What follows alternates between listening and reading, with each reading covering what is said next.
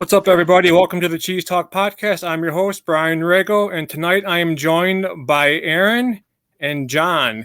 In tonight's episode, we'll be discussing wrestling, Packers, and 49ers. Before I get to them, I would like to give a shout out to the Open Network for giving me the umbrella, the platform to do podcast under the Open Network. And currently they are 15 followers away from giving away an 8x10 autographed Jair Alexander photograph. So they're on Twitter at Ohana_Packers. Again, 15 more to be giving away that signed picture. If you guys have been on my show before, you guys know who Aaron is, so I'll go with John first. John, what's going on, man? Not much, man. How's everyone doing? We're doing. Good here. Another day in Wisconsin, torrential downpour. So, supposed to get some rain this couple days here in Massachusetts, but the weekend is looking sweet. Awesome. It's nice. Yep. So it looks like you're a big wrestling fan, huh? I mean, I dabble. I like, it's casual. Right. Here we go, baby. Yeah, been a wrestling fans. Apparently, I was 5 years old, dipping my finger in my dad's beer and watching it on TV. So 34 years later, we're still here. So it's grown. So and passing it on to my two daughters. So it's awesome. Yeah, I'm a pretty big wrestling all around fan. WWE, AEW, TNA, all that good stuff. So yep.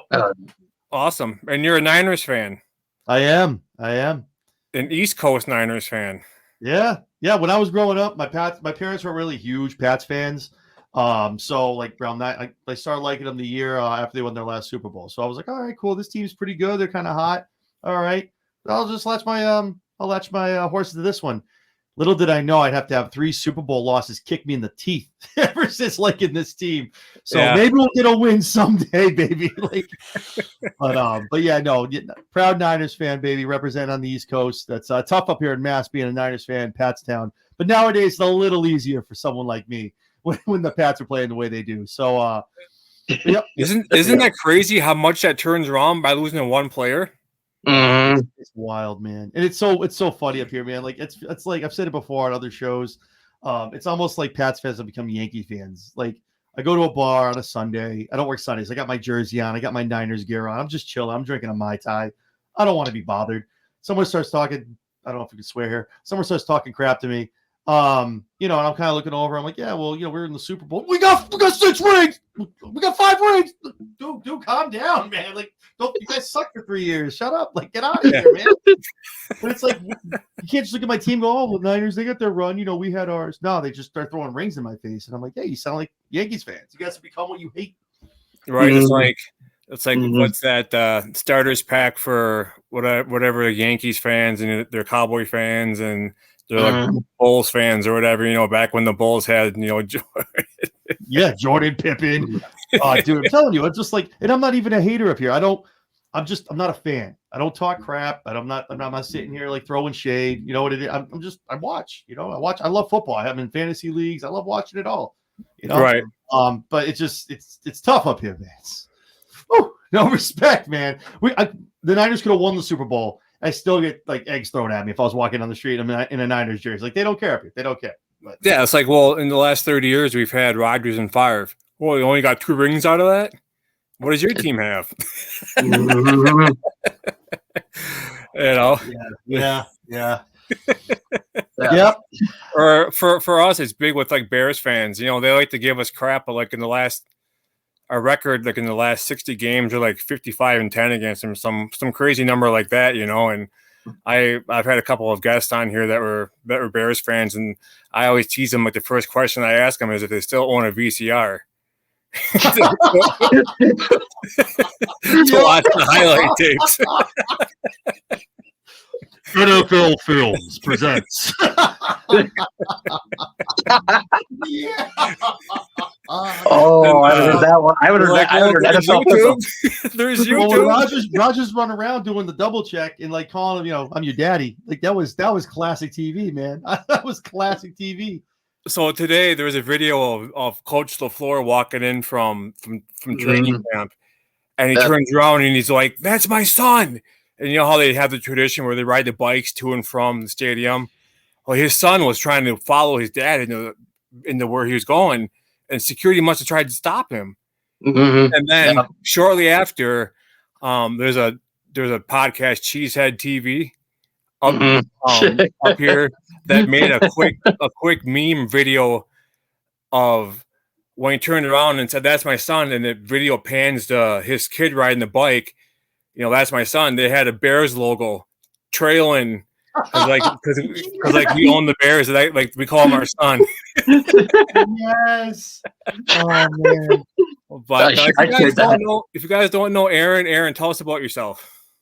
My name is Aaron, or you can call me Aaron. Been born, raised Wisconsin, Packer fan since birth.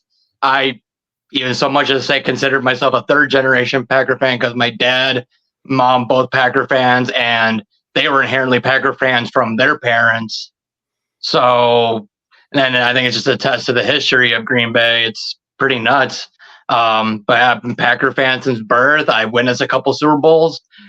I'll talk smack to anybody about my anyone wants to talk smack about my team. I'm quick to clap back. I got no problem with that. But it's all in good fun. It's nothing to be malicious or to be a bully or anything like that. I'm a comedian at heart, so it's just that. And I was a big wrestling fan when I was a kid.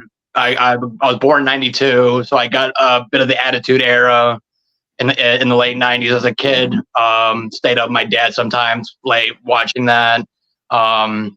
Middle school kind of went off track a bit, and then I started to get back into it when it was WrestleMania 38 a couple years ago, which was Cody Rhodes' return, and the match between Logan Paul, Miz, and the Mysterios, Stone Cold Steve Austin making an appearance. It brought me back to it and what I enjoyed about it as a kid. And recently it's got even better. I swear it's gotten better since I got back into watching it more and more. And now you got guys like Cody Rhodes, who's bringing up the new era, LA Knight, Dominic Mysterio is coming up as a big heel. I love it. I love all of it right now. It's so good. Yeah. Actually, in my last podcast with Aaron, we kind of talked about wrestling a little bit. I was born in '82, so I kind of like the older generation, if you want to say, about wrestling, like the WCW, WWF, when they were going back and forth and getting talent going back and forth from each segment to the different segment and having that rivalry. And I was really big into like the NWO era, like Hogan switched to NWO and he had that black beard and all the badass image he wanted to put out there, and Hall and Nash and Virgil and those guys. That was for me. I used to like not idolize, but we used to like, that's who I grew up watching. And I got into high school and the NWO phase kind of, we always like joke around, NWO for life, and if we do like the Wolfpack and everything, and we just, and then it just kind of got busier after school and after high school, and didn't really, pay too much attention to it, having kids. And then now we're kind of slowly in the last, 10, 15 years, kind of slowly like showing my kids like the stuff that I grew up watching and kind of like transitioning it into like the stuff nowadays.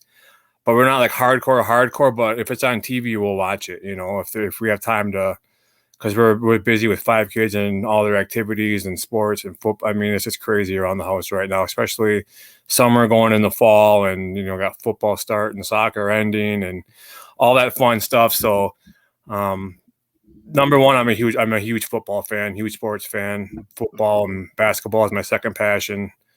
Football is always going to be number one, but a huge Packer fan, huge Wisconsin Badger fan, Brewer fan. So, I mean, I'm homebred Wisconsin, so that's a little bit about me. And I just love talking sports, and I can kind of relate to a lot of things sports that people want to talk about. So that's why I figured doing a podcast and getting all these different angles and different fans of different teams, and just talking about what we love. I think it's awesome. And what are your fondest memories of the Niners, John? I mean, there was a while there where it was rough. I mean, Chip Kelly era, it was tough. There were some bad times, man. It was rough for a while growing up. A lot of the good members are really the past like 4, 5, 6 years, man. I think really they're coming to their own, building a really good team that on paper should probably have multiple rings, but obviously they don't because they ran into the roadblock of Patrick Mahomes. But I mean, the team is awesome. It's a great time to be a Niner fan. But yeah, I mean, obviously we have a lot of stuff going on right now with BA. He reported to camp, which is good. Who knows what's going to come out of that? So I'm excited to see that. But I mean, I think the future is bright with Purdy. Mr. Irrelevant to undeniable. Almost a Cody Rhodes, the Cody Rhodes story, almost the Brock. Yeah. You know what I mean? So he's a great quarterback. Yeah, you can call him a system quarterback if you want. He's got a lot of tools around him. But hey, guess what? A lot of other quarterbacks do too. He's still got to throw the ball. I like it when everyone said Barry Bonds was juicing. Yeah, he could hit the ball 400, 500, 600 feet. You still got to hit the ball. You still got to make contact and get it out of there. So Purdy still has to read the defense, still has to get the ball out of the pocket. So future's bright. We're excited. But a lot of the memories I've had, like really the past like 4 or 5 years, it was bleak there for a good like 7 or 8 years. Colin Kaepernick was a little bit of a bright spot, and then it kind of faded out again. And then, but yeah, so that was great. That was a really good time to be a Niner fan. Yeah, I kind of see what you're saying, and for us, the Niners has been our Achilles heel, like killing us. Like if we could just beat the San Francisco 49ers, it doesn't matter if it's in San Fran or if it's in Green Bay. It seems like we can't beat you guys in the postseason. We're hoping to get over them. What 4 years ago when we beat the Packers to go to the. What does it end up being, like 42-10? Like I was just sitting there watching. I'm like, there's no way they're trouncing the Packers this bad. Like, yeah, it's the same thing. It seems like any team that runs into the Niners. I mean, again, the Cowboys. I mean, that's a Dak problem anyway. But the Cowboys, the Packers, all these other teams, it's just like they kill it, and then they come to meet San Francisco. Whoop. So we have a awesome defense too, which is great. So. Yeah, well, I mean, we made improvements this offseason with our defense, so hopefully we can fix that gap, which killed us, which was our run defense. And I was reading a little headline today saying Joe Barry was like, just go until you make a mistake. If that's kind of leash you're giving a defense, that's not a good look because, you're just putting you guys out on an island, Yeah. And now this new coordinator is more like, just go. Yeah, no, just pounding them. It's going to be an interesting year for to see because I think you need to. I don't know if you guys believe in the Madden curse or not, but CMC, knock on wood, has been everyone. Oh yeah, you got the little chariot capital. Everyone thought he was going to be riding the pine, being injured. The guy has been amazing. This might be the year you might want to be like, let's just limit his touches a little bit, especially going if you want to make a deep run. But the guy is a beast. He's just goes. He doesn't stop. To watch him, like obviously I'm biased. He's on our team, but like to watch that man just go and just CMC is a phenomenal player and deserves all the accolades that he got last year and being on the cover as well. I mean, that's an awesome thing for him. So, and the thing is a trade like that. What did they give up to get him? Oh shit! It was a C plus. It was a C plus grade from ESPN. 2 seconds. 2 seconds and a fourth. Yeah, Carolina is stupid. Carolina is dumb. Well, because they were banking on the injury bug. That's what they're like. Oh yeah, he'll be great for you guys for 4 games, and that's what everyone kept saying. I think the first year, all the haters when they were going deep with CMC. Oh, give it next week. Give it next week. Give it next week. He just kept going. Yeah, and he looks rejuvenated. Looks very energized. And I forgot escapes my name. The name of the running back. We grabbed him late, kind of thinking the 3rd or 4th round this year. I think that's going to be the one to kind of give him a little break. And obviously, Debo is amazing. He'll come out of the backfield too. He'll line up from out being a receiver out of the slot, line up behind Brock. So, like I said, on paper they have all the tools. It's great. Just as soon as I saw it was Kansas City in the Super Bowl, I was like, but yeah, we'll see what happens. But I think the Packers are going to be an awesome team too this year. I think they're going to have a really good year. I think Love has really started coming to his own. I think he doesn't get enough credit for how far he's really kind of his acclimatum and how like he's learned in the league. I think he's going to be really good this year as well. Yeah, I'm expecting big things out of them. I think ever since we traded Aaron Rodgers. LaFleur is actually being able to put the roster together the way he wants to. I think Rodgers, with be the old wily veteran, was always switching the plays and doing audibles, which he thought was hit better than what the coach was calling. And I think last year we saw a good glimpse of what LaFleur was brought in to do, is to run that Shanahan offense. And he's getting all the weapons. I mean, I think we have the deepest receiving group in the NFL. Then throw in two. I mean, we have like a Kittle and what's that other tight end's name on it? Juszczyk, whatever his name is. So Kyle Juszczyk, he's the fullback. Halfback. But he's a good receiver out of. I mean, we have Kraft and Musgrave for tight ends, and they had really good years last year. And so, I mean, I think you combined our receivers with the tight ends, bring in Josh Jacobs, you draft Marshawn Lloyd, who's going to be able to give Jacobs some good rest, and we'll give Marshawn Lloyd some good reps. And I think we have a good thing going in Green Bay. Picking up Xavier McKinney is going to. And then we extended Kenny Clark the other day, 3 years. So, I mean, and he's only – it feels like Kenny Clark's been in the Packers for like 90 years. I mean, honestly, it seems like he's been there forever, but he's only 28 years old. He's only 28. He's been there since 2016. Yeah, that's crazy.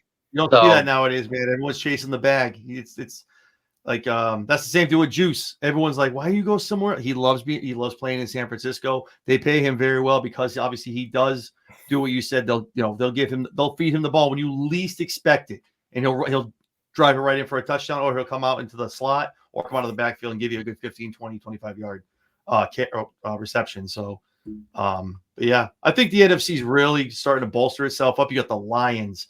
You got a lot of other teams that are really starting to be on the come up. And a shout out to Detroit. Thank you. It was a great game. Appreciate you. Twice, fourth down. Thank you. Yeah. I think Eminem got a little carried away in that game. Oh, dude, it was so quick story. So I work at a casino out here in Springfield, MGM Springfield. I'm there 2 weeks. I meet the president of the property. His name's Louis, and he's only been there maybe a month more than me. So we're talking football, and I started in March. And I was like, oh man, it stinks to lose the game. But I ended up saying something about Detroit. I was like, but that guy, that team, man. He goes, I'm from Detroit. I'm like, sorry, Louis. Hey man, like it was one of those awkward moments. Like, I just said that to the president of the property. But now it's a running joke with us. So we're gonna, if they meet in the playoffs, he's gonna come down. We're gonna have a beer down at my restaurant. So it's gonna be good. But that's awesome. I think the NFC. And again, you could pick it apart. We met the day after that we were talking about it, watching the game. We showed it on one of the screens, and he agrees. Like if you the punt where it was muffed off one of the Niners' feet, if you kick that 100 more times, it doesn't happen. Of course, it happens in the Super Bowl against Mahomes, against the Chiefs. Like it just, if it wasn't for dumb luck, man, I feel like they wouldn't have any at all over in Kansas City. But they also have T Swift, so that's good. No, let's not get into that. Oh no, I could do a whole show on how I feel like she should not be involved in football Sundays. And anyone watching this, no offense to T Swift, great talent, great songs, could write 400,000 more songs about ex-boyfriends. Great. Stay off of football Sundays, please. Please. But I digress. And if you are a Swiftie and you're watching this and you feel offended, just shake it off, okay? Hey! Hi, it's me. I'm the problem. It's me. I'm sorry.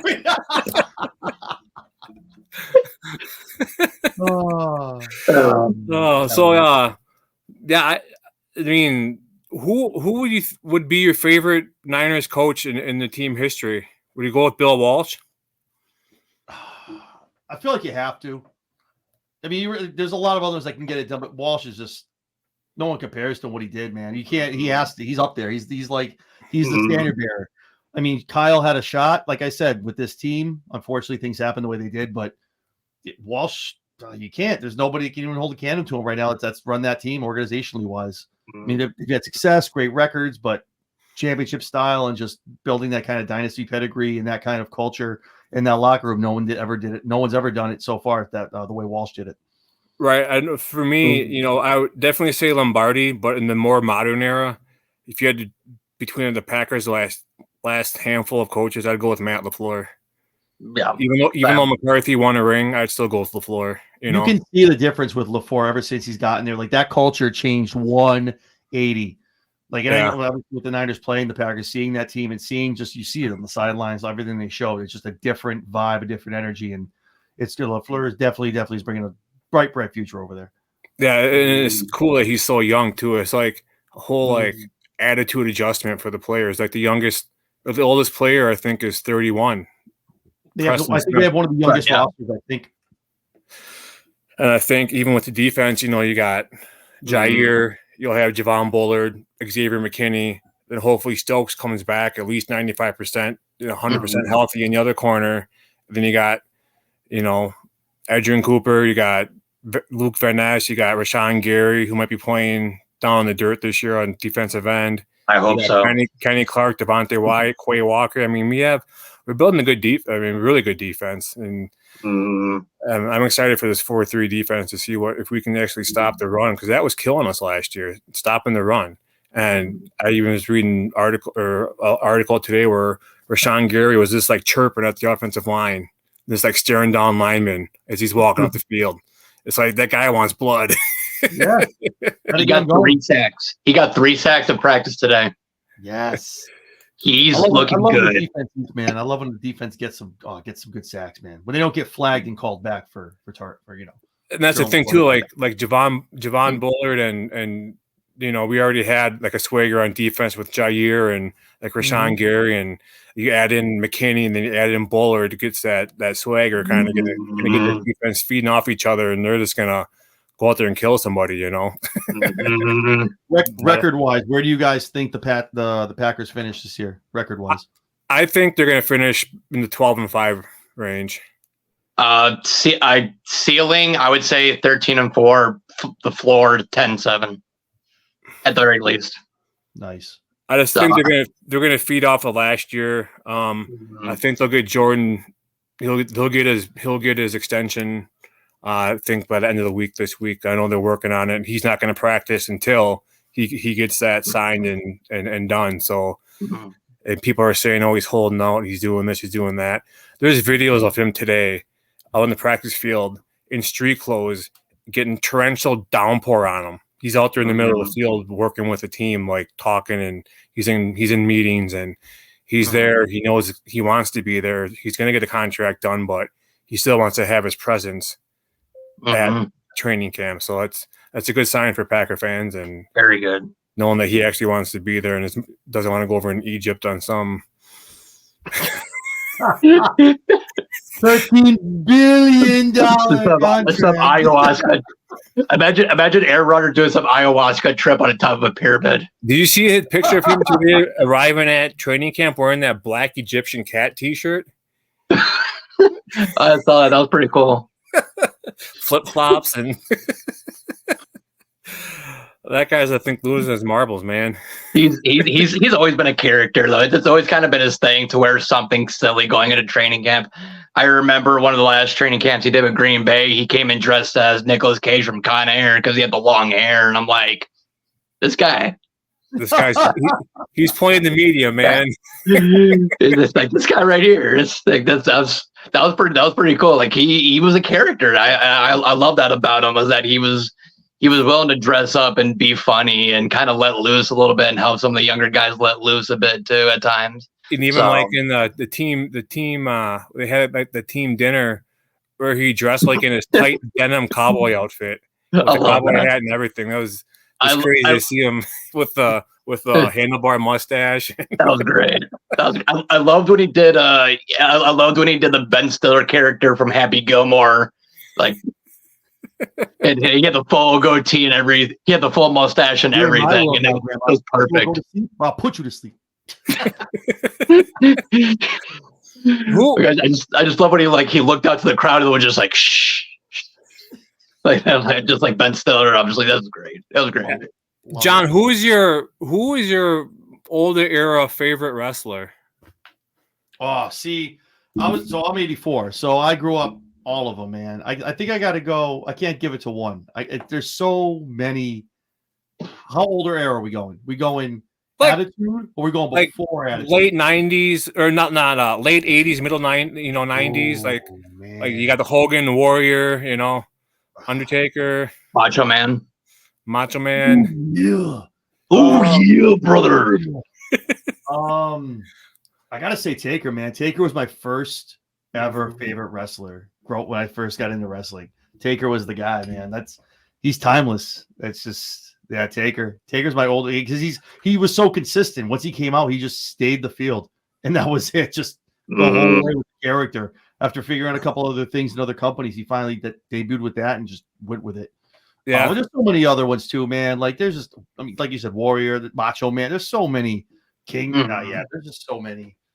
Oh, yeah. You just think of back it takes you back in time, Then you got like, I remember like the Brooklyn Brawler and Coco Beware and oh man, Brawler. That's probably I've met a lot of wrestlers, man. I got a who's who. I met Cody 2 years ago, so he was talk about just to be in that aura. I know that's what the kids are throwing around nowadays, aura. But just to be around, shook my hand. That so genuine, such a and this was 2-3 months after he came back, so it was fresh back into WWE. You could tell he was signing. He was just like he was just couldn't believe the outshowing. People are playing their theme on the phone when he's coming down the stairs. And he just, it was so cool, so surreal to meet him. And it was just, oh man, it was such a thing. But anyway, but even the late 90s too, there's so many people, man. Like they're just, wrestling's cool again. Like you were just saying, like it's been getting better and better since 38. The final boss said it, wrestling is cool again. They're starting to trend on commercials. They're starting to trend back on TV, back into SNL. Like it's getting back to where it was, I think. It'll never be what it was under Vince. But Paul Levesque has such a mind for the business, and Shawn Michaels too. And Nick Khan obviously taking the league from Triple H, and I just think that they've made it whatever VKM want. I don't want to say his phone, let me get canceled, but VKM, but where Vince wanted to go, I think this Paul was like, we got it, go home, we got this. You took where you had to get it, we got it, we're gonna go. And they're on the rocket is strapped to it, and they're in every different country and every different PLE. It's just so great to see. It's funny you mentioned NWO. So I got to meet Scott Hall and Kevin Nash, RIP to Scott Hall, 2 weeks before he passed away. And it's usually I have it up here. I have the big gold belt back from the original WCW. Yep. Not the redone WWE one. And I got a who's who. I got Ric Flair, Scott, Rick, Chris Jericho, Farouk. Edge, you name it, I got them all on there. Hogan's going to be at the Fanatics thing in New York I'm going to in 3 weeks. And it's such a tough thing because he doesn't do signings. He usually stays in Florida. But his signature is $350. I mean, I got some money, but I'm like, dude, it's either that, it's either meet LA Knight, some other people, or just get literally a signature and go home and drive 2 hours and go back home. But I also have Bischoff on the belt too. So Hogan would literally complete the trick. I have all the original NWO on one belt. Yeah. So I got a decision to make in another couple weeks. It's tough. But maybe we should go do like a GoFundMe page. I'm thinking about it, dude. Because one of the, I'm not facetious. I don't think anything about him passing away, but he doesn't go out, and that's why he's so much money. Because my wife's like, what do you mean? I'm like, he doesn't do these signings. Like when he comes out, it's an event. It's a thing. Like I don't know. What to do, but I gotta get him on that belt, man. Without him on that belt, it's nothing. Like speaking of that, it kind of like growing up, like my favorite all-time player for football is Charles Woodson. I'm a huge Badger fan, huge Wisconsin everything fan. But as my followers well know, I'm a huge Charles Woodson fan, and a few years ago, he started his wine, Intercept Wines. Mm-hmm. And we have a grocery chain in Wisconsin called Festival Foods. And he was introducing or launching his brand there. And it happened to be the one where I live now in De Pere, Wisconsin, which is just southwest of Green Bay or southeast of Green Bay. I'm 10 minutes from Lambeau Field. So that the night that he was doing his press release or his wine release and whatever meet and greet, I had to get some stitches taken out, so I wasn't able to make it. But I was trying to encourage my doctor to hurry up and get this stuff out of my back. I got places to be, And I'm like, come on, let's go. And I'm getting up from the surgery table or from the table from getting the whatever taken out, and I look at my phone. My wife sends me a picture. Her and my 5 kids are sitting there standing with Charles Woodson. I'm like, no fucking way, man. I'm like, this can't be life, But she ended up getting me 6 bottles of his wine signed. And it didn't cost you anything except for buying the wine. You know what I'm saying? And although I was upset I wasn't able to meet him, I'm sure down the road I might get a chance to, being in Green Bay and him coming back to Green Bay for something.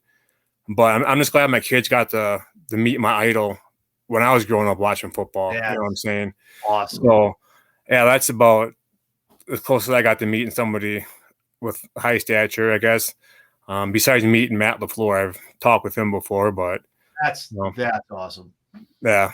So I have a question though. Aside from so you said obviously you brought up Lambeau Field. So again, I know kind of how it works, but how does it work with you living in Wisconsin? Like, is everyone like if you live there, like you own part of the team? How does that work? They sell stocks. Okay, they sell stocks. Okay. $250 for a piece of paper saying you're an owner. Okay. And with like the stadium renovations and stuff, for the longest time they had like a 0.5% sales tax added on to like Brown County, was it Ashwaubenon or Brown County, where it would go towards the stadium.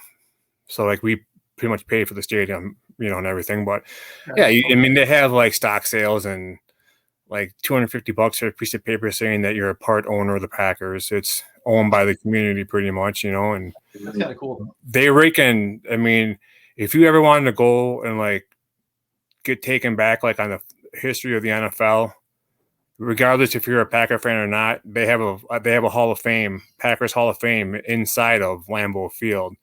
Lambeau is open like 364 days out of the year. And they have a huge pro shop. They do stadium tours.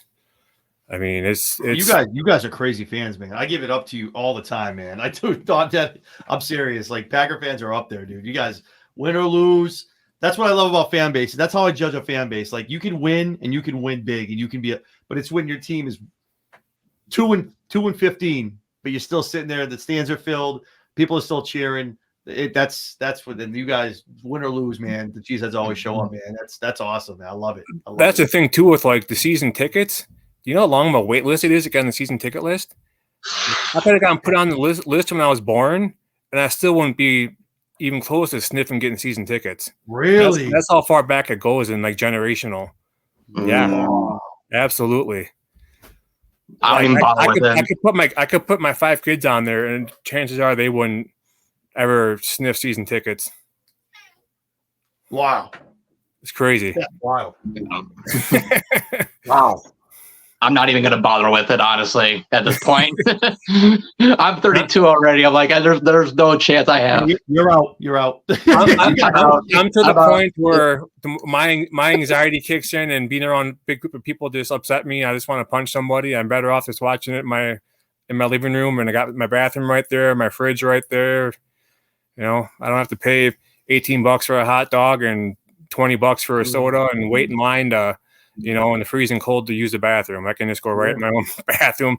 I mean, every once in a while, if I get offered to go to a game, I'll go, but it just, I'm not that's an experience. So to be in that history, to be in that stadium, like that's just to be there. Yeah, man, that's awesome. There are some people that Packer fans that are mutuals with me on Twitter that every year they pick a game out of the season and they do like a tailgate party at Lambeau. So I might try to meet up with some people, meet some new people, and just do like a tailgate. But I mean, November 1st, I'll be alcohol free for 3 years. I'll just, go and have soda or brats and burgers and stuff. Awesome. So congratulations. Thank you. I just go in this tailgate with them, and my wife can drop me off. She can pick me up, and I'll, you know what I'm saying? I could let's have a good time being sober and just meet new people and tailgate. I mean, I'm close enough to where my wife can drop me off and pick me up. Yeah.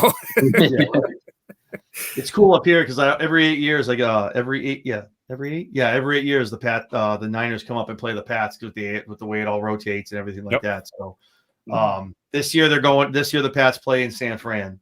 So in 2028, I know a couple people have season tickets. I've already talked to them like, yeah, we're gonna go. So I'm gonna brave my Purdy jersey going into Gillette. So I'll be talking about that one of my episodes. But yeah. So I'm excited for that in a couple more years. But yeah, you should. You should do some video clips and post them. Oh, absolutely. Oh yeah, absolutely. Well, I got one of a good a good family friend. She runs the nursery that not nursery, but the school that preschool, I guess, that my kids go to. Her husband's a diehard Bills Mafia guy. So they play the Bills too. But they're coming to Buffalo. So I was like, Frank, you going to that game? Because if you're going, I want to go. Let's go. I may have an opportunity this year to see them play the Bills in Buffalo. So I'm excited for that game. TBD, but we'll see what happens. So I'm excited for that. So one of the best games I went to bring this up again, was a fall game. I think the quarterback for the Lions at the time I think Stafford was hurt, and they had like the Sean Hill or Sean. I think he was number 14. Yeah, Sean. I remember. I know what game you're talking about. Sean Hill. Yeah. Yeah. When Woodson had 2 interceptions, and he had one with a pick 6 that made the cover of Sports Illustrated.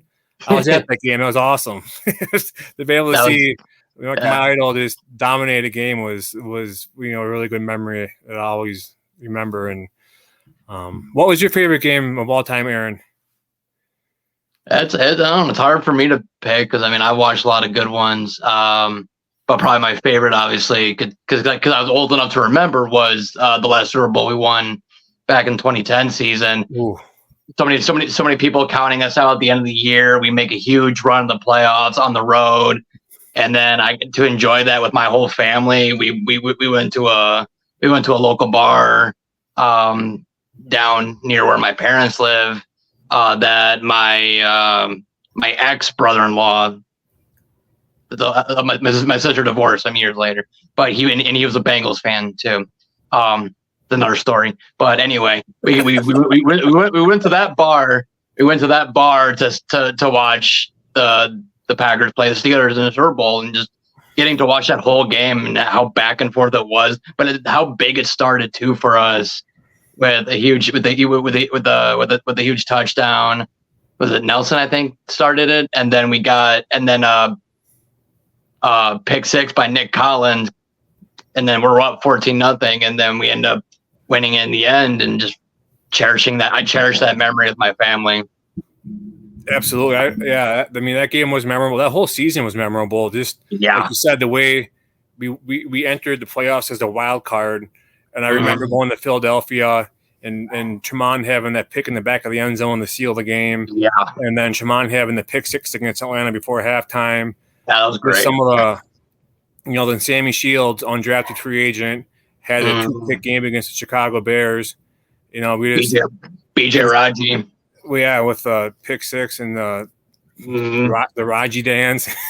That was a really memorable season. I think this year's team could, hopefully they make more than just a wild card this year, and I think it's going to be San Fran 1 in either Detroit or Green Bay at number 2 when the season's all done in the NFC. I think so too. Yeah, I think that with the Wisconsin, I think the Packers are gonna, like I said, continue off of what happened the second half of last year. And I think they're gonna, I think they're gonna play better under a new defensive coordinator. Seems like they all really believe in a system, whereas Joe Barry just kind of never wanted to take blame and for the mistakes and never wanted to fix anything. I think this new guy has fresher ideas, better ideas, and pressuring the quarterback and playing cutthroat defense, which is what you should play, because defense wins championships. So, where do you think the Niners will finish this year, John? So looking at the schedule and looking at how the NFC West looks, the fact that we play those guys 6 times, I mean, I kind of had it, again, being a little boisterous, 14-3. But the defense did take some hits in the offseason. So I'm hoping the lowest is probably like a 12-5, 13-4 kind of year. Sure. The Seahawks always play us hard. I don't think the Rams are really put together yet. The Cardinals. But maybe the Seattle always will, they always play us tough. Obviously, they got a lot going on over there right now this year.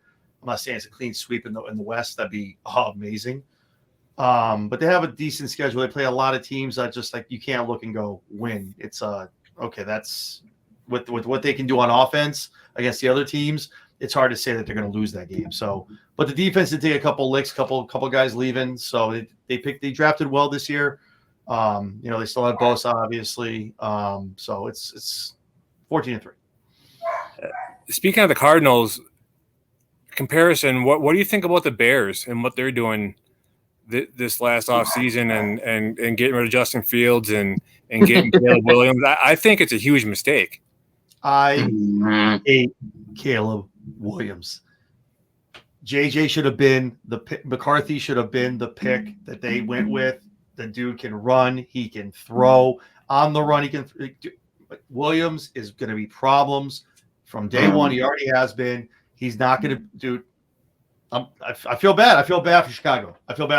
Like I don't like him. All the other moves they were making, good building a team, but Williams is not going to be the answer that they needed under center, and they screwed it up royally. I've been saying since day one, getting rid of Justin Fields, he wasn't the problem. If you're going to get rid of anybody, get rid of the coaches that can't coach a quarterback. Yeah. You know what I'm saying? Justin Fields is what, 6'4", 6'3"? Williams is what, 6'1"? Yeah. I mean, obviously he's a quarterback. He has an arm. Yes, I get it. He can run. I get it. Why not bring in the Cadillac Marvin Harrison Jr. to pair with Justin Fields? Yeah.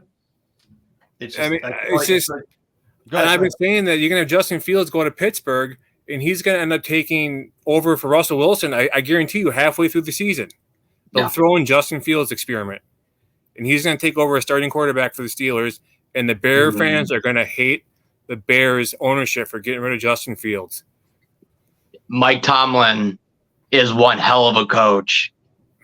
It's like no matter what quarterback he has, no matter what players he has, he still hasn't had a single losing record since he took over the team. It's crazy. He's a quarterback whisperer. Absolutely. Yeah. I just think the Bears, I mean, I've had lists on my shows of all the quarterbacks the Bears have started since the Packers got Brett Favre.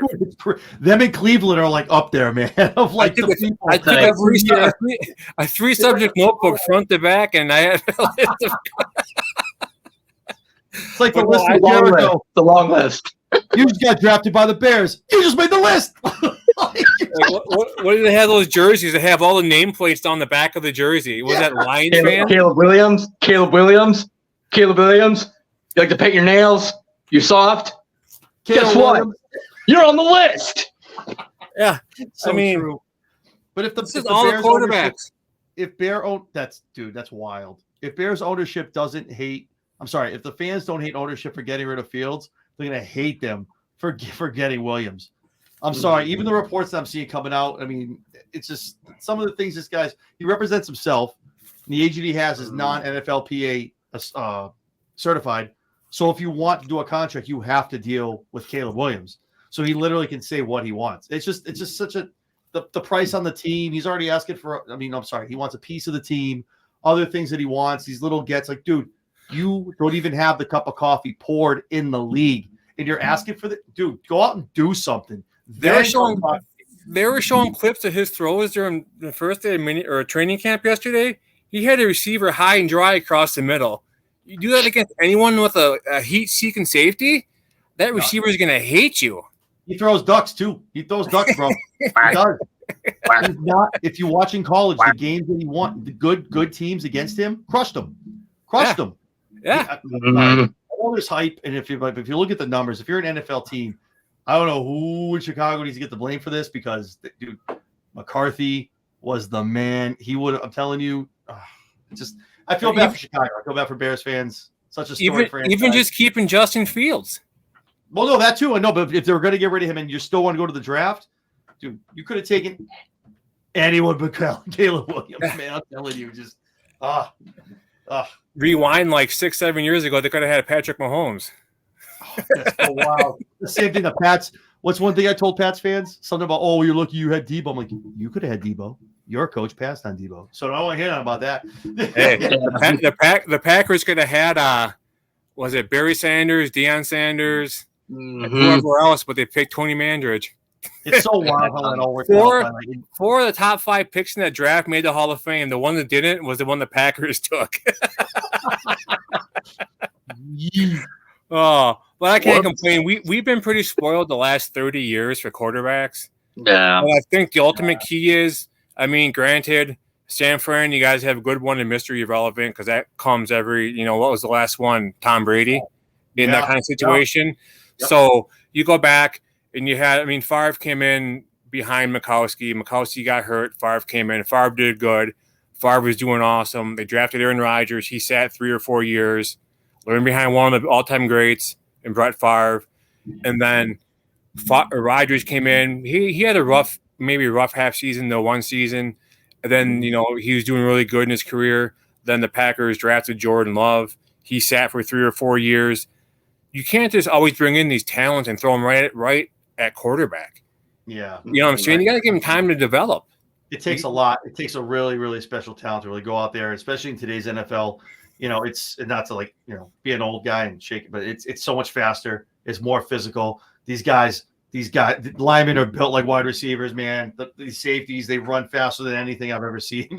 It's wild. These guys with the running in the fork and the dashes. You got to be able to drop back, make your read, and get rid of the ball. You're going to get smoked. Fast. And I think one of the main reasons why the Packers brought back A.J. Dillon was to help be a rush block, a blocker in the backfield. Yeah, no, I agree with that. Because I already know that Marshawn Lloyd's going to be number 2. If he's anything like Brandon Jacobs or Josh Jacobs, he's going to be, number 2. And I could see them grooming Marshawn Lloyd to be the next starting running back after Jacobs is done in Green Bay. Mm-hmm. Just the style of play and his size, and he's just built like a really good running back, I think. And I think Dillon, was brought back majority for a locker room presence, leadership, and to be a pass blocker in the backfield. Maybe play that fullback role if you want to have a lead blocker. No, that makes a lot of sense. I can get behind that. Yeah. What do you think? Sorry. What are your thoughts on the draft this year, Aaron? They drafted exactly what they needed to. I called it ahead of time. They were going to take O-line first round because you got to protect your investment. We're about to re-sign Jordan Love to a big contract. You got to protect that guy. We got rid of Bakhtiari, obviously. We also lost John Runyon at right guard. We needed to put someone. We need to draft somebody and put him in. See, the thing the Packers do that I've noticed a lot is they draft versatile linemen that can play multiple positions on the line. So when someone goes down, next man up, and they step up without a glitch, And I was just reading before I came on that Cooper DeJean's out 3 weeks with an injury. Everybody wanted the Packers to draft Cooper DeJean, and I'm like, no, I'd rather draft Kool-Aid McKinstry out of Alabama before drafting Cooper DeJean. And Aaron, you remember that? I wanted the Kool-Aid, man. You wanted the Kool-Aid. You wanted to drink the Kool-Aid. I saw Josh Jackson 2.0 with Cooper DeJean. The Packers drafted Josh Jackson, a few years ago, and he was a cornerback out of Iowa. And you think back to what competition has Cooper DeJean seen in college versus some of these guys in the SEC and the just stronger conferences. He isn't going to I don't think he's going to translate well in the NFL. I really don't. And I'm glad the Packers didn't draft him. Yeah, they drafted a left tackle, but he might be starting with the first line. He was playing left guard, wasn't he? The first set of reps. I think yesterday in training camp he was playing in left guard. I didn't see that, but he can play almost any spot. And that year that Bakhtiari and Elton Jenkins went down, they brought in guys and just plopping them up and down the line, fitting them in. And there's games where Rodgers wasn't even sacked with a experimental offensive line. So you got to go out and draft guys that are willing to play multiple positions, because you see a lot of linemen getting hurt in the NFL, and it just the replacements are getting blown up, and then the quarterbacks are getting sacked, and then you risk them getting hurt as well. So, although the Niners had Joe Staley for a long time, and I always hated going against Joe Staley. He was a stallion out there, man. Dude, for real. He was good. He was really good. I think back to the Kaepernick days when they had Navarro Bowman, Patrick Willis. Yep. Didn't they have Alden Smith? Yep, they did. And they had, it's just those guys. Oh, I feared that defense, man. They just put the feel of fear in you. You know, it's Kaepernick for 180 some yards rushing all over us. I'll never forget that. It was just crazy. But now we got to worry about, but we weren't that close from losing the game against the Niners, except for Jordan Love made that cross-field throw at the end to seal the game. But that was a good game. Blowout or one side, it definitely wasn't. Absolutely, it's not one of those ones you turn the TV off and walk away. It's a good game. That's what I'm saying. Seeing what I see, like Jordan Love, he's got that dog in him. It's going to be good. I mean, it's going to be a good year for him riding out for the second half, like you talked about. Absolutely. Mm-hmm. What do you see coming up in wrestling? Any big news? And I was talking to Aaron the other night, and he was saying that a lot of the WWF stuff is streamed on Peacock. I had no idea, like the pay-per-view events. Yeah, so the PLEs and a lot of the whole library has moved over to Peacock. It's been there for about 3 years now. They expire in 2026. Obviously, you guys have heard they signed a huge Netflix deal for $5 billion over on Netflix. Yeah. The thought process, seeing how the contract that they signed with CW for NXT and SmackDown kind of going over to USA. I think the thought process is pretty much everything's going to end up on Netflix at the end of the day. Once Peacock runs out, everything's going to run off on Netflix. And then Netflix already got rid of their lower tier. They raised that up. Like it's because the next 3 to 6 months are going to be full press. Oh, WWE special for 6 months. Get in. Then it goes up to this. That's going to be the new home of WWE. And that's Netflix capitalize on that. And not for nothing, again, being old school, I don't need it to be like ridden with F bombs all day and just but it's going to be good to hear that authenticity of just dropping a real good bomb on TV. Not to worry about getting censored by anybody. It's just going to flow out. So that's going to be good. That when it's needed to be. I don't want every other word like AEW does sometimes just because they can. But WWE, I think it's going to be good. News wise, I mean, they're just WWE is the place to go. All the people that left because of BKM, a lot of them are coming back when their contracts run out in AEW. They want to come back. When you're on that much of a worldwide global stage where you're doing things with everybody and you're tied in with UFC, like it's just TKO's on. It's another 5-10 years. God knows where WWE is going to be with what they do and how they do it, and just the money they're going to command from other TV people. I think it's just going to be Netflix moving forward, but just like. Especially with Fanatics now, just Fanatics are smart to jump on board with that. What they can charge now for autographs, photos, things like that. Everyone just wants to come back. WWE's cool again. Whatever stigma they had, which rightfully so, unfortunately, all the stuff that came out, a little bit of a boys room, locker room, but with that out of there and them cleaning it up, I think a lot of guys are going to come home, and the future's bright in WWE. NXT is an amazing thing. That's the one thing I say that AEW is lacking. They have Dynamite, they have Collision, they have Rampage. Those are all regular shows. WWE was the smart one, the visionary that Triple H was, not Vince, to go, let's make a third brand, but make it developmental. Like that's when Michaels in and Regal and all that good stuff. That's why I know WWE for years to come. And this whole I don't want to say it, the ILR program. Whatever NIL program I think it is for WWE, they bring all these guys in. They bring all the college. They're just finding people, man. It's just That's awesome. Yeah, for years to come.